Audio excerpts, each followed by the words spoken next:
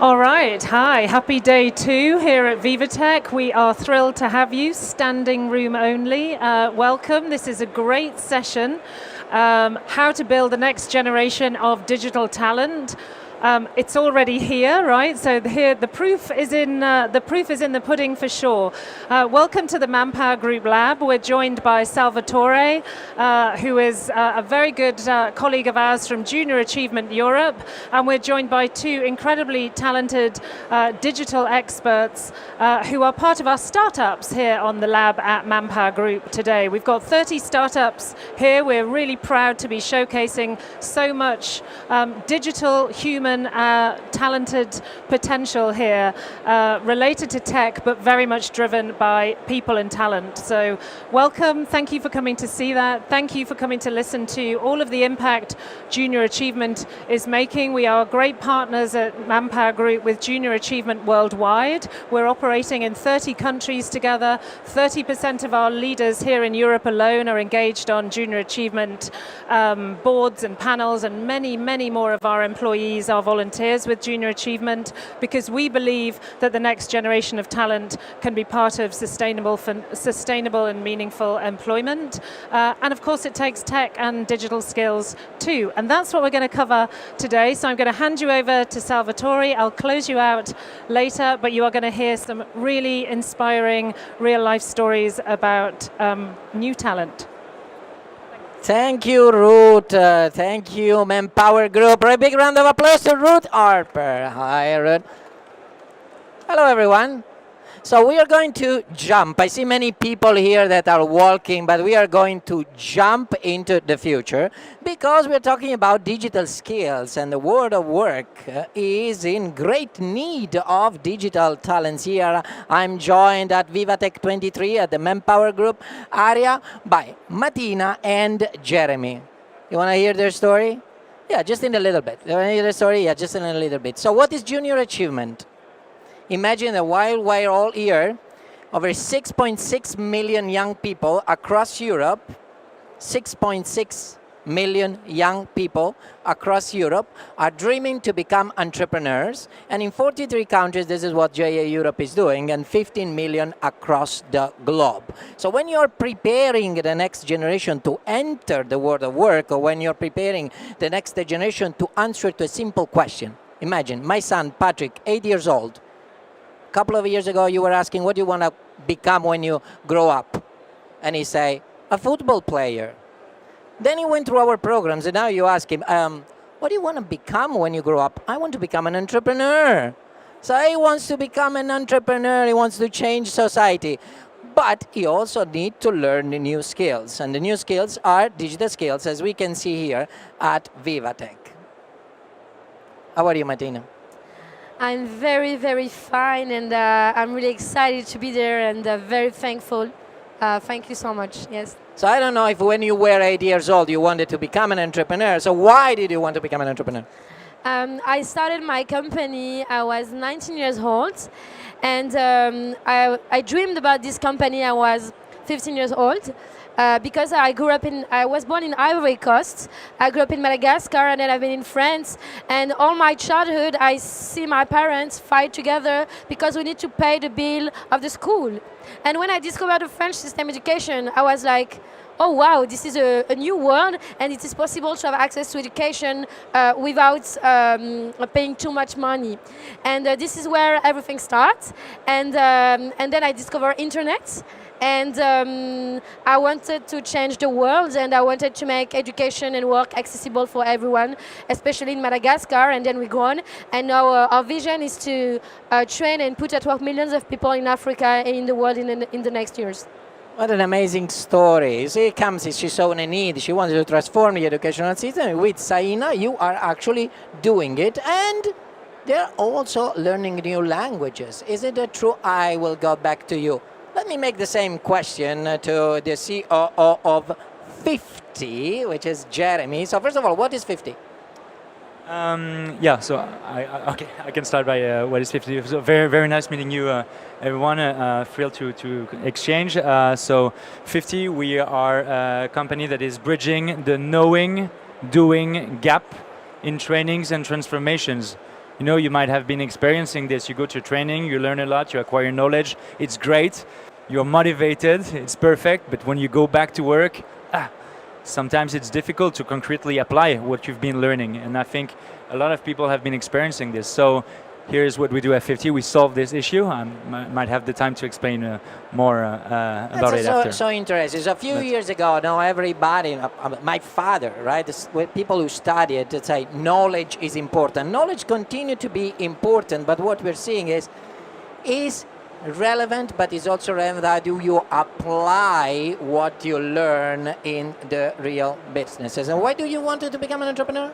Yeah, and so for on my part, it started at, I think at around 14 years old, because I had that chance to go to school, but I didn't have the chance to be pretty much, I don't know how to say in English, but it didn't suit. I was not that good at all, and so I redirected myself directly into computers. I started to train myself into the IT, start building websites, and this is my first step to entrepreneurship. And so I waited some long years before I got back to learning, and I took back the school at like 20 years old. And for something a little bit sad also is that because in our society, there's a lot of the enterprises are pretty much looking about your diploma, and so I realized this at 20 years old, and I had to move back to school to do some diplomas and to share it. And so and so my first idea of startup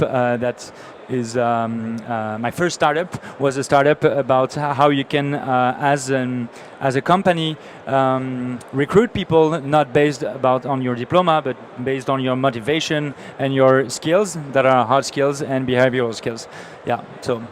Amazing. And you see, so I learned new languages, apply that new languages. The World Economic Forum just published the Job of the Future report, and saying that 44% of skills will need in the workforce will change in the next 5 years thanks to generative AI. So at the end of the day, we also see that Avanade is saying we need a co-pilot. Maybe they're not going to substitute of the jobs. You need that co-pilot that is going to work with you. And in order to talk to your co-pilot, you need to know what kind of question you need to ask. So the young people that are using Saina, hello Saina.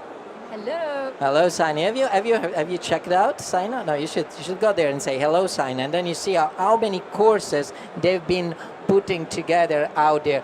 They're learning the new language and learning how to talk, coding, for instance, and then microtasks. Tell me a little bit more. Yeah, so I'm Martina, and I'm the founder and CEO of Saina. And first, maybe to say that, what is Saina? And Saina is a community-based startup that connects IT edutainment to digital projects requested by companies. And at day we have around 3,000 students in 12 countries in Africa. We have deployed around 18,000 tasks for around 100 clients. And what we are doing is first starting by awareness, because people are looking for knowledge but not enough for wisdom, and we want to train people about wisdom by choosing the right path for them. And I think that if you don't interest into digital will have interest with you. So you need to understand what is it about. And so we in our training, they start by what we call discovery, and discovery is the basics of the digital world. So we are training women that didn't know nothing about digital. They were just selling bananas in Madagascar, and now they are doing some line of code, and they are doing website, and they are beginning independence. And they start by doing the basics, and then they learn Discovery 101. And Discovery 101 is about the basics of coding. So they learn HTML5, CSS3, JavaScript, and Git and GitHub. And then they have a world of possibilities. They choose to be a developer or digital marketing or a designer. or at the end, they're entrepreneur because we propose them some remunerative micro tasks that are requested by companies. From all over the world. So they're in Madagascar, and from all over the world, they can assign, someone wants to assign microtasks. Yes, they can order, our clients order microtasks with Sena, and Sena distributed on the platform to his learners who are certified. And so they can earn money. And our best workers can earn between 300 euro to 1,300 euro per month, where the salary base is at less than 100 euro per month. Well, and I'm sure they're going to have a great career. Now, talking about skill, we are in the temple of skills here because we are at the Manpower Group area. And if there is someone who knows about skills in HR, that's Manpower Group, our great partner of JA. So how those skills to your stakeholders, to your company, is changing, they're transforming the company thanks to 50? So yeah, you're right. So there's two kinds of skills. You know, there's the hard skills that are pretty much important and that we should rely on, and they are always ever evolving. And you have to also look at what is going on through generative AI, how you prompt them, etc. There's a lot of knowledge to have. But we see that there's the other part of it, which is around behaviors, which is around how are your different behaviors regarding the changes that we're having in our society.